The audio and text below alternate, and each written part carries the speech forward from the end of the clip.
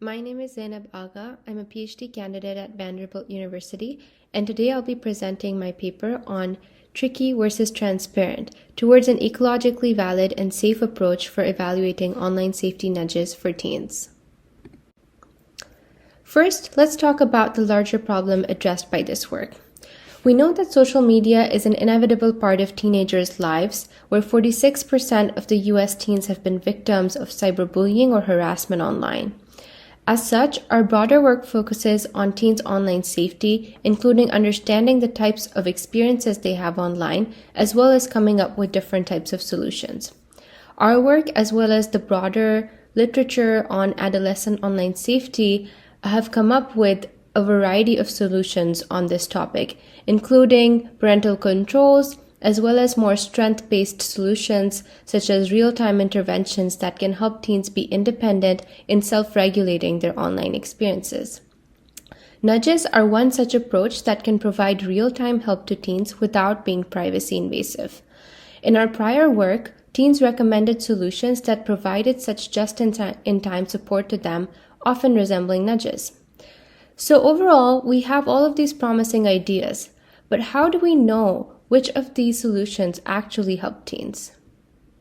So a majority of online safety research efforts on this topic have focused on either understanding risks or designing solutions, but there have been few evaluations for adolescent online safety interventions.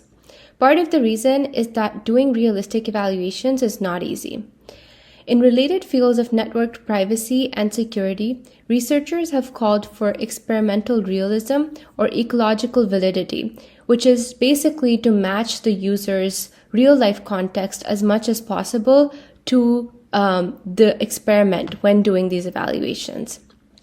Now, this is particularly challenging when doing sensitive research, such as those involving teens as minors, or those involving online risks, such as cyberbullying or information breaches, because it's very hard to simulate these risks with vulnerable groups like teens. So we're left with the question of, how can we test and evaluate these solutions without endangering the youth that we ultimately aim to protect? That we took with this work, which is also known as meta-level research or research on research. This is an approach in which you involve the end users in coming up with the design of the study so that the risks are minimized and that the benefits are maximized to ensure best practices within the research. We took this approach to assess different design probes, including user personas, risk scenarios, nudges, and a social media tool that we created as artifacts for a future evaluation for nudging interventions to make sure that they meet the teens' needs and are feasible. For this, we asked the following research questions. First, what are the contextual factors teens look for when identifying risky people online, which informed our user personas?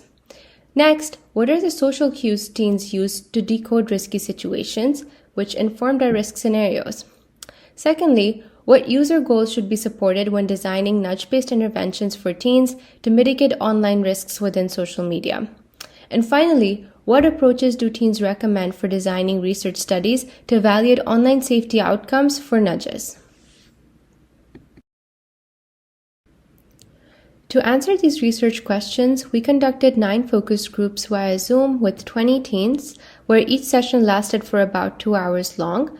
All of the teens were based in the United States and were between the ages of 13 to 18 years old.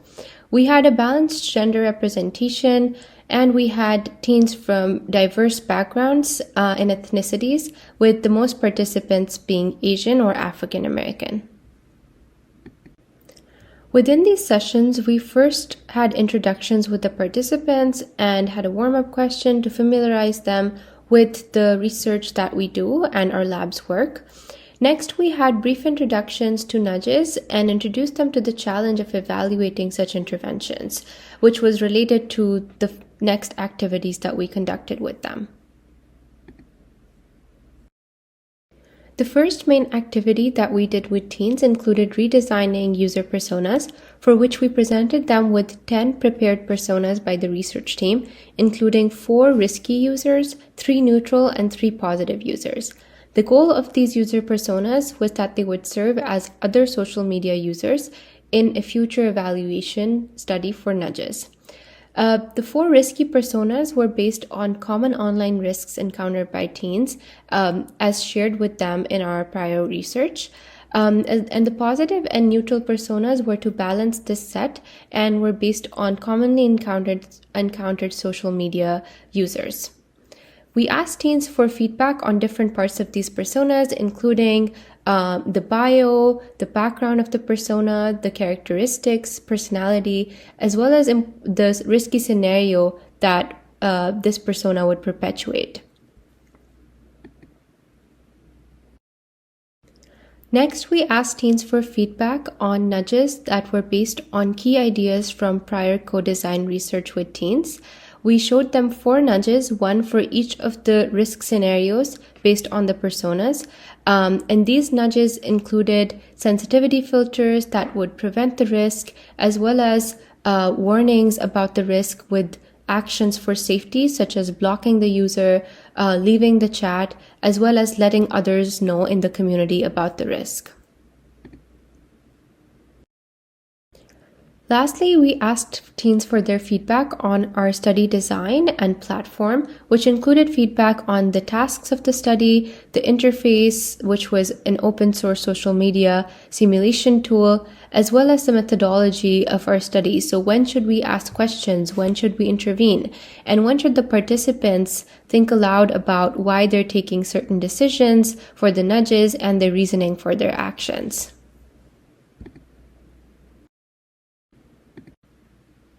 We conducted thematic qualitative analysis informed by the Social Information Processing Framework, or SIP.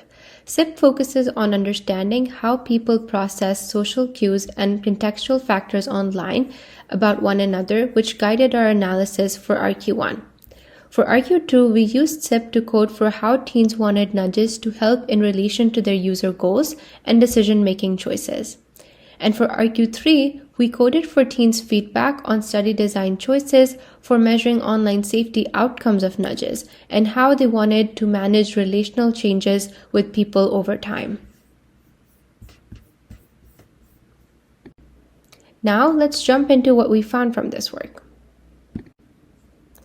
To answer RQ1, we found that teens wanted risk scenarios to be higher in risk and a bit more severe to be believable and credible. For instance, they thought that predators in real life often sent higher risk offensive content and that information breaching was more targeted towards sensitive information as compared to the persona's risk scenarios. They also thought that cyberbullying was harsher than what was presented in our personas, and it often involved body shaming in real life, as summarized by the quotation here. Relatedly, most teens considered online risks to be tricky and subtle and not always very obvious. For instance, they thought that bots pretended to be real people and offered incentives to lure teens and other people online. They also thought that risk perpetrators often gain teen sympathy and build trust and also develop shared context so that they can get the teen to trust them before introducing the risk. Some teens also thought that cyberbullying especially is often done in indirect ways, such as through backhanded compliments. Participant 11 explained, "People are really smart with how they say things. They won't be too direct so that they can back out, and they want you to think about it so that it hurts." Finally, teens thought that risky users should have characteristics that match their actions, such as bullies being popular or influential people at school, or information breachers pretending to be naive and helpless to get the information that they need. Interestingly, most teens did not think about risky users as a separate category, and they did not think that they could box users in categories like risky, neutral, and positive. Instead, they thought that risky and positive traits can often coexist and are not mutually exclusive.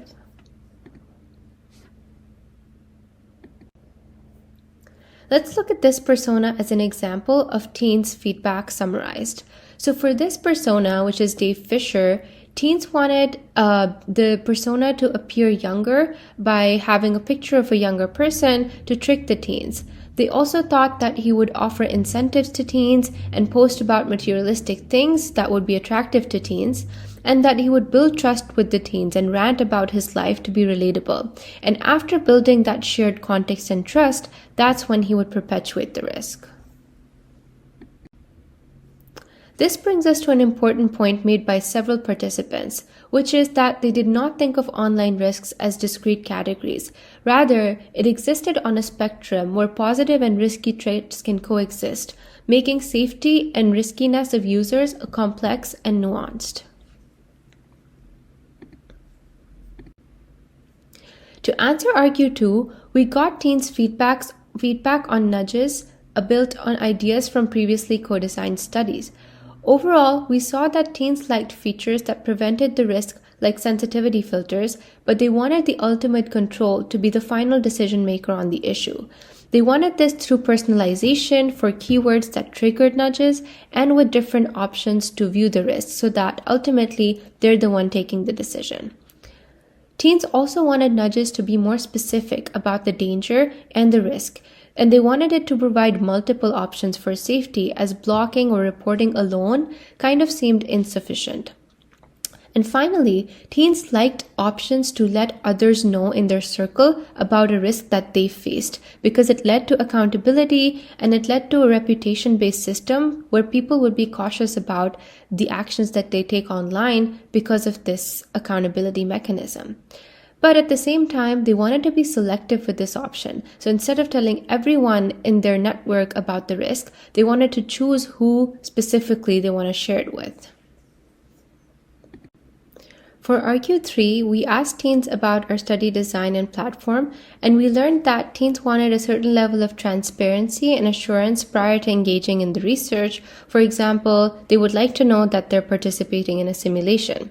But at the same time, they felt that some information had to be kept from participants to maintain realistic and unbiased responses. For example, if they already know they will encounter a risk in the study, the responses would most likely change and not be as genuine.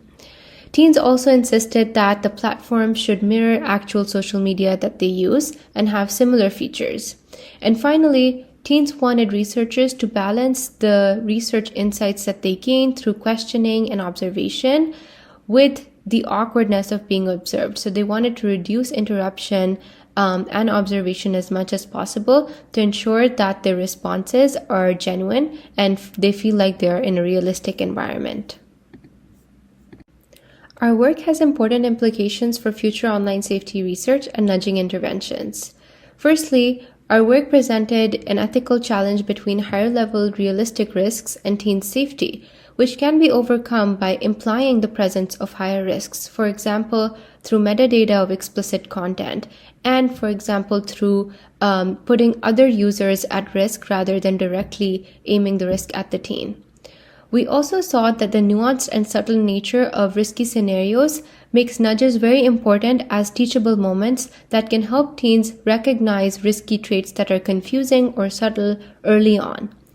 With these nudges, teens wanted autonomy when it came to preventing the risk and helping others in their community. This can be done through personalization and granular safety features while giving teens the autonomy to override the decision of the nudge. And finally, teens recognize some limitations of accountability approaches, like people misusing to falsely represent someone else. For this, we need continued efforts on such approaches and verification efforts, coupled with accurate risk detection that can avoid such false positives. Our work presents heuristic guidelines for future evaluations that are safe for vulnerable groups. Firstly, there should be transparency about the larger research goals so that participants are clear on what they will be involved in, as well as assurances about data protection.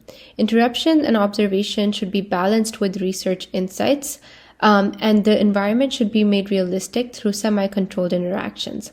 Importantly, we should acknowledge that ecologically valid approaches cannot be perfect, as if we strive for realism, we may have to compromise on consistency or other things. So it's important to strive for a safe middle ground rather than perfection. Thank you, and I will be happy to take any questions online.